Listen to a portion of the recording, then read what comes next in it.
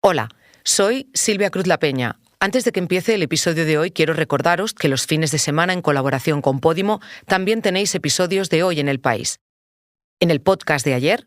Y cuando yo vuelvo al colegio, pues el profesor me dice, bueno, ¿y de qué te has operado? Y le digo, pues me he quitado el sexto dedo del pie. Y dice, ¿pero tú tenías 6 dedos? Y le digo, sí. El de la mano ya me lo quitaron cuando pequeña, pero lo tenía en el pie.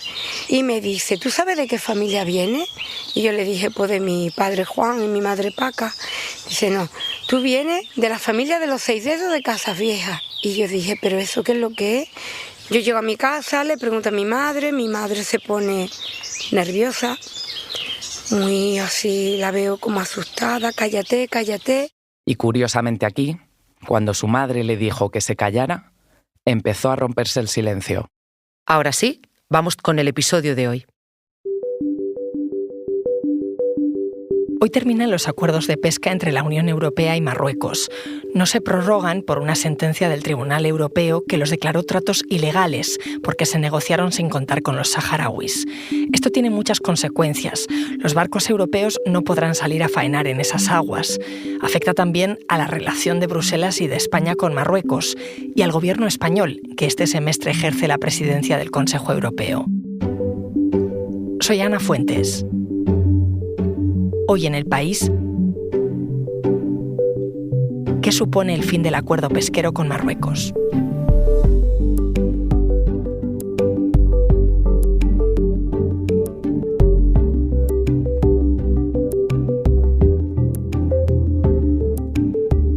Para entender este tema he llamado a mi compañero Miguel González, que lo ha cubierto para el periódico. Hola, Miguel. Muy buenas. Voy a pedirte que me expliques esto desde lo más básico. ¿Desde cuándo estaba vigente este acuerdo pesquero y para qué servía? Bueno, este acuerdo pesquero, si nos remontamos a sus orígenes, está vigente pues prácticamente desde la muerte de Franco, desde la retirada de España del Sáhara, ¿no?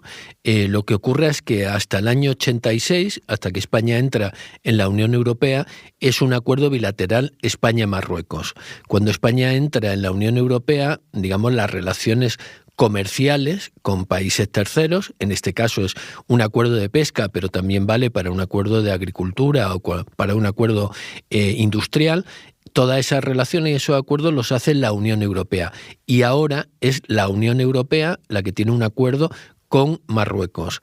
¿Qué es lo que sucede? Pues sucede que la inmensa mayoría de los barcos que están faenando en esas aguas en virtud de ese acuerdo son españoles. Es decir, por ejemplo, de 128 licencias que hay para pescar, digamos al amparo de este acuerdo, hay 92 que son españolas, de las cuales tiene 47 en Andalucía, 38 en Canarias y 7 en Galicia.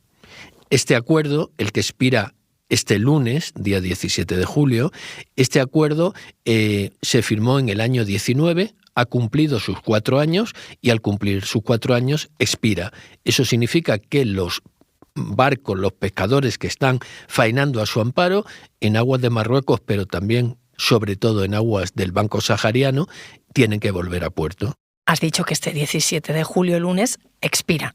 ¿Y por qué no se ha prorrogado? Bueno, esa es la pregunta, ¿no? Porque en otras ocasiones en las cuales el acuerdo ha expirado sin que hubiera todavía un acuerdo para otro, ¿no? Para otro que lo prorrogara, lo que ha habido ha sido una moratoria. La cuestión efectivamente es ¿por qué no se ha prorrogado ahora, ¿no?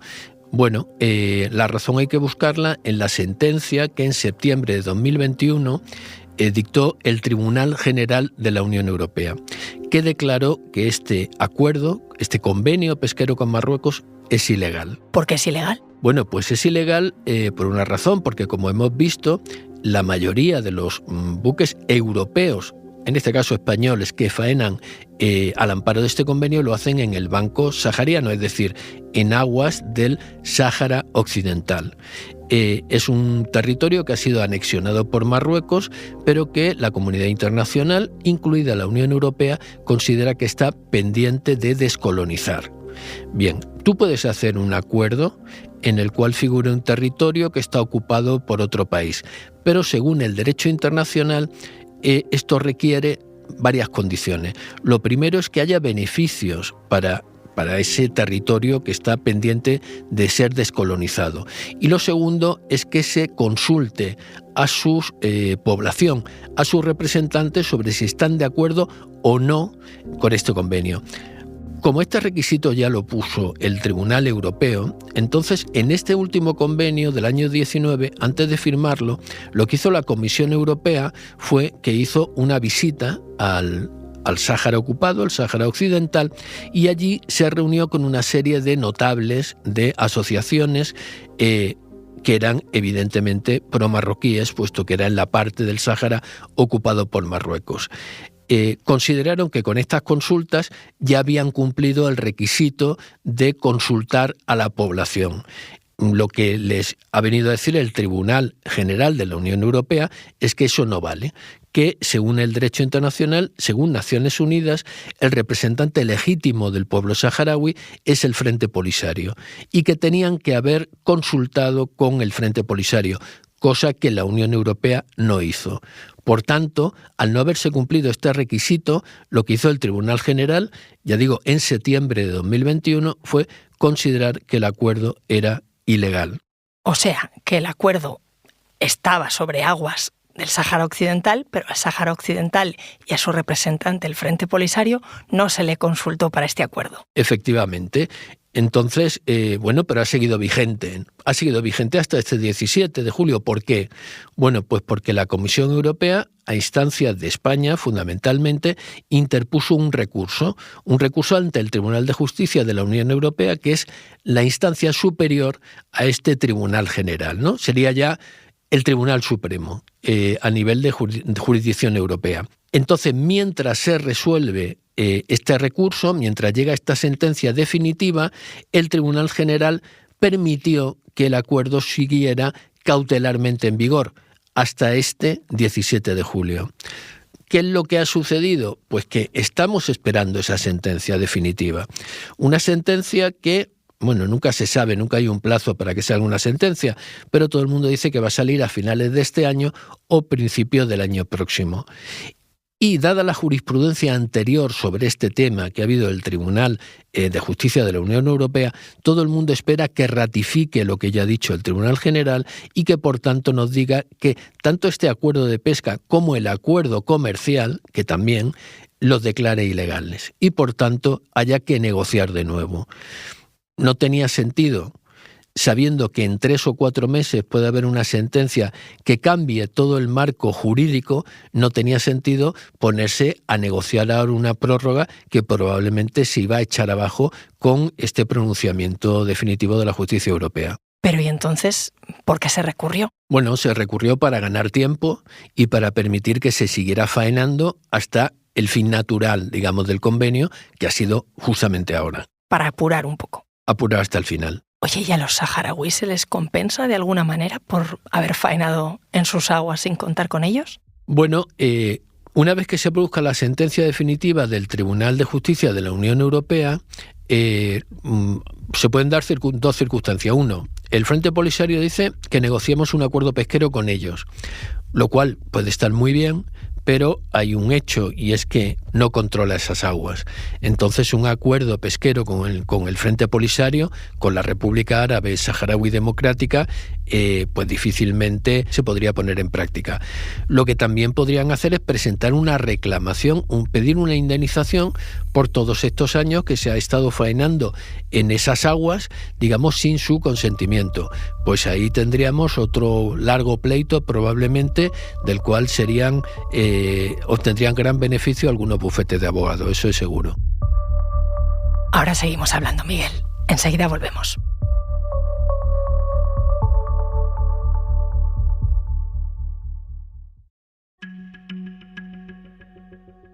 Estamos hablando del acuerdo de pesca entre España y Marruecos, que termina este lunes 17 de julio. ¿Qué dice España de todo esto? ¿Cuál es la posición del gobierno a pocos días de las elecciones? Bueno, el gobierno asumió ya hace unos meses que no se iba a negociar una prórroga y que por tanto al llegar al 17 de julio iban a tener que volver a puerto, digamos, los pesqueros. Esto lo tiene asumido y lo que ha estado negociando con Bruselas es el pago de ayudas a todos estos pesqueros por no poder faenar. No es la primera vez que sucede, es decir, cada vez que ha habido un periodo en el cual se ha terminado el convenio y no se ha vuelto a poner en marcha, por ejemplo, en el año 19, en la última ocasión, estuvo, quiero recordar, prácticamente un año, ¿no?, desde que acabó el convenio hasta que entró en vigor el nuevo. Entonces, en esos periodos lo que hace la Unión Europea es que compensa a los pescadores por tener que estar amarrados en puerto. Hemos dicho que hay 92 licencias para España, ¿no? Lo que ocurre es que el gobierno lo que ya ha dicho es, cuidado, no les voy a pagar esas ayudas a todos los buques o armadores que tuvieran licencia, sino solo a los que efectivamente hayan hecho uso de esa licencia y hayan ido a faenar. No hemos conseguido, sinceramente, que Agricultura y Pesca nos diga exactamente cuántos buques son los que han hecho uso de esta licencia, pero se calcula que no son más del 25%, ¿no? Es decir, si estamos hablando de 92, a lo mejor serían del orden de 20 buques los que realmente lo han hecho. Y te preguntarás, ¿por qué no han hecho uso de esta licencia, de este derecho de pesca? Eso es. Bueno, porque la Unión Europea paga 52 millones de euros al año a Marruecos por este acuerdo de pesca. Pero luego los pescadores, los armadores, tienen que pagar unos cánones.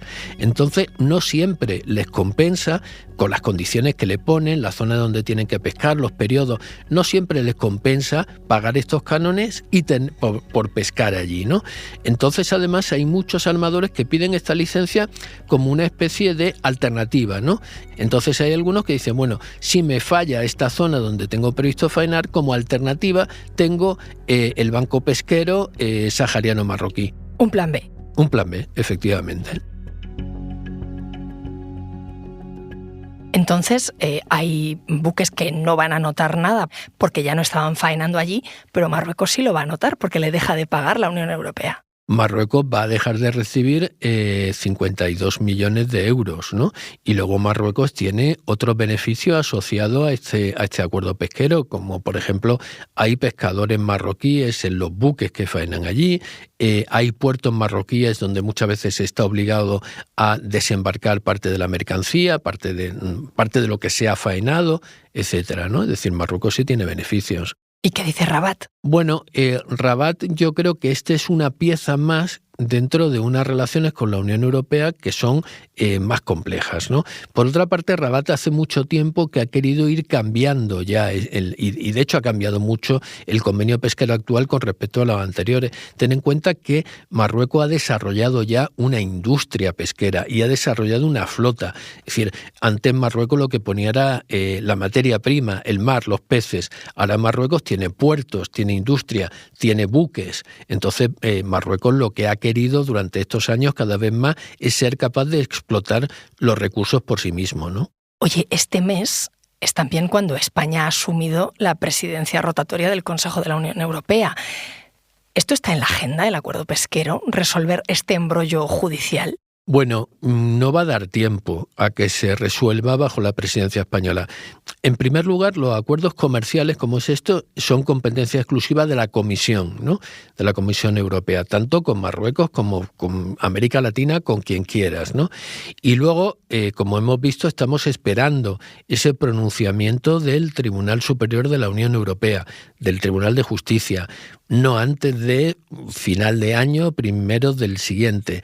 Hasta que no podamos leer esa sentencia, no se van a iniciar las conversaciones, ¿no? Porque van a estar condicionadas por el margen que el tribunal, que esa sentencia, deje a la Comisión Europea para negociar. Por tanto, esto no se va a resolver bajo presidencia española, ni muchísimo menos.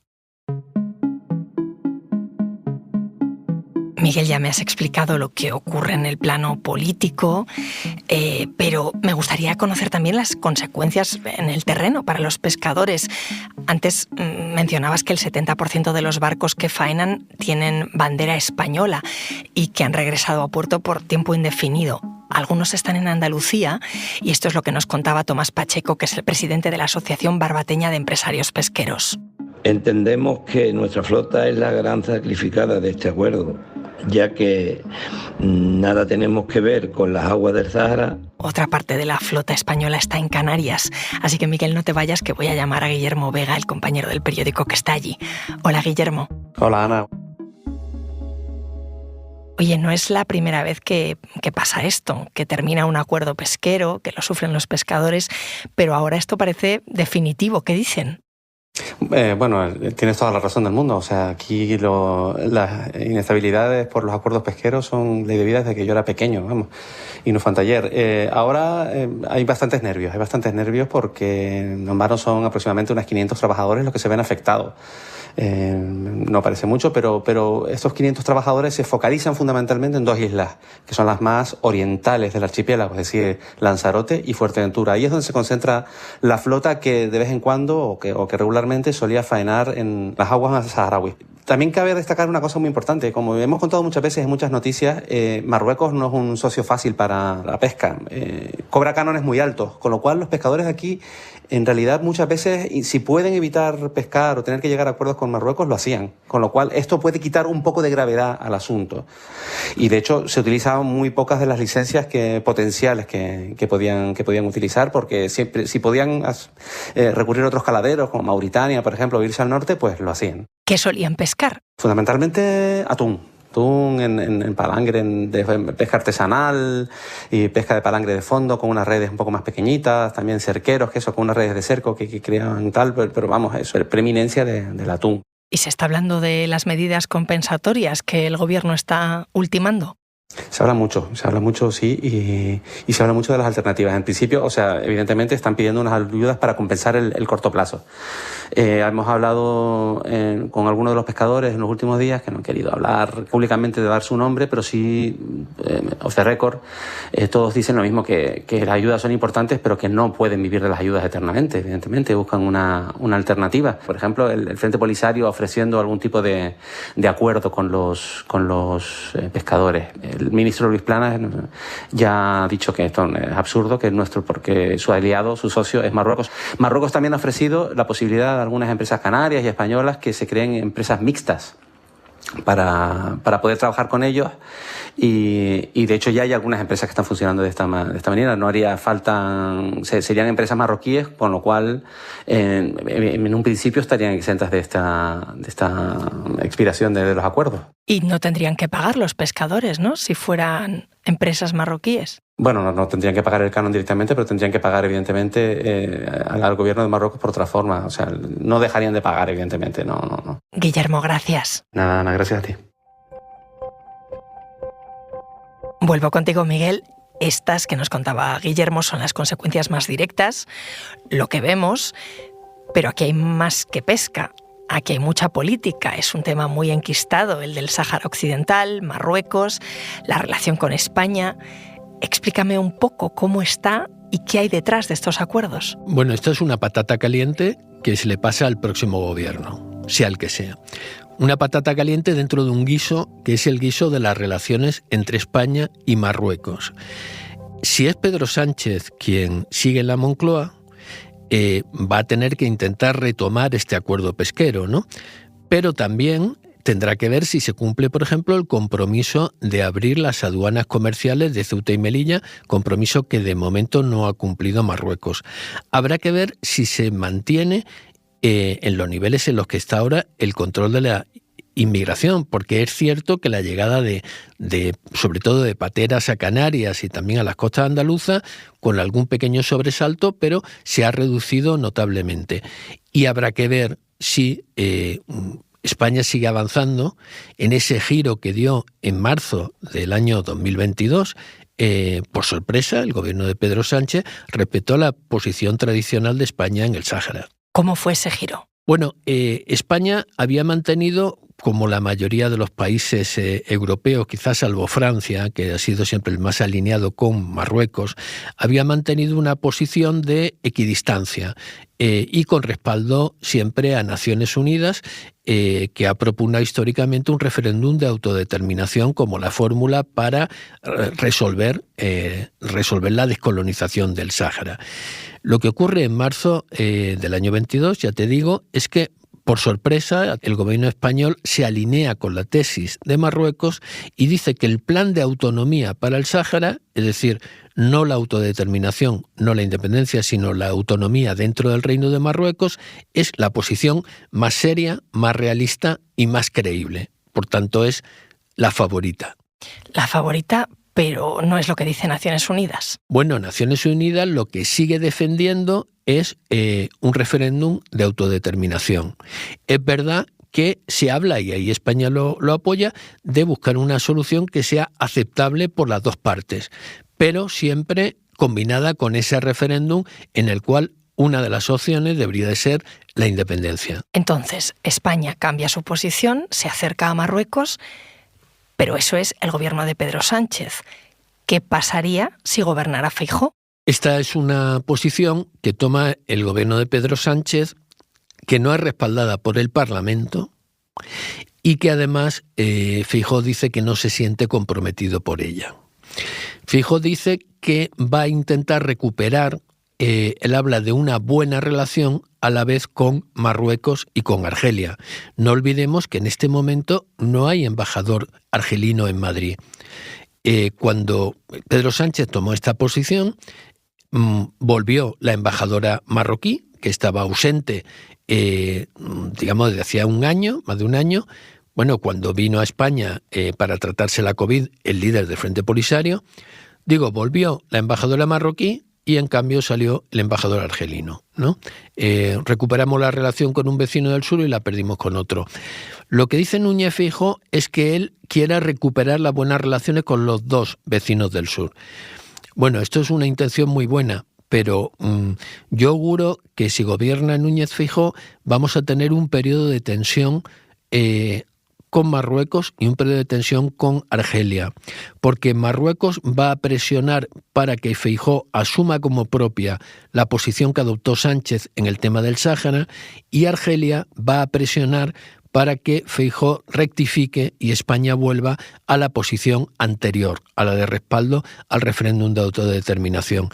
Y yo creo que hasta que un eventual gobierno de Feijóo se defina claramente, vamos a vivir un periodo de tensión. Y según cuál sea la definición, yo me temo que esta crisis no va a acabar pronto.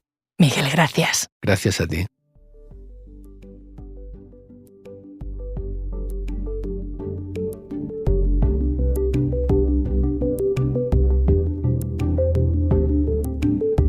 Este episodio lo ha realizado Marta Curiel. La grabación en estudio es de Camilo Iriarte. El diseño de sonido es de Nicolás Chavertidis. La edición es de Ana Rivera y la dirección de Silvia Cruz La Peña. Yo soy Ana Fuentes y esto ha sido Hoy en el País. Mañana volvemos con más historias. Gracias por escuchar.